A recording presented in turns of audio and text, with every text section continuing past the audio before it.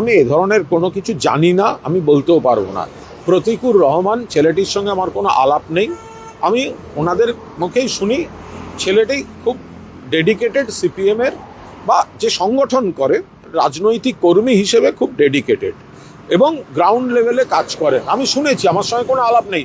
তাদের সঙ্গে আমাদের আদর্শগত মতপার্থক্য। উনি যে দলটা করে এসছেন, যা যা বলেছেন সেগুলো আমাদের সঙ্গে আইডিওলজিক্যালি, কিন্তু উনি ওই বায়োলজিক্যালি ফেরেববাজ মিডিয়া নির্ভর যে ছাত্র যুবদের একটা তৈরি হয়েছে, সেই শ্রেণীটায় এই প্রতিকূলরা পড়ে না। হতে পারে তারা আমাদের সমালোচক, আমাদের বিরোধী, ফলে উনি তারপর কি করবেন না করবেন হয়তো দলেই থাকবেন। উনি তো একবারও বলেননি আমি দল ছেড়ে চললুম।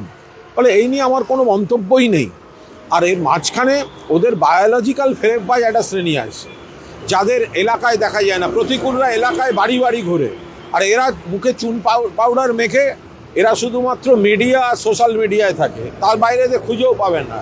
সেই সমস্ত বায়োলজিক্যাল ফেরেববাজ কি বললো না বললো, ওরাই তো প্রতিকূলদের কাছে ওরাই তো সমস্যা। আমাদের কি, আমরা তো অন্য দল করি।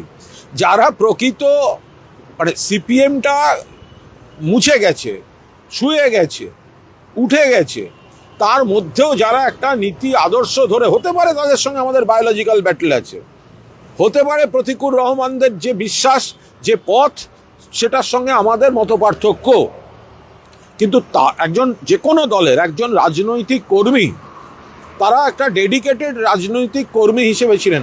চোখের সামনে যদি দেখেন যে কেউ একটা বুর্জুয়া শ্রেণীর মানসিকতা দেখাচ্ছে, লাক্সারিয়াস গাড়ি কিনছে, মুখে পাউডার মেখে ফিল্ম ইন্ডাস্ট্রিতে ঘুরে বেড়াচ্ছে এবং এক পরিচালকের চটি চেটে বেড়াচ্ছে, তো তাদের ফ্রাস্ট্রেশন হবে না?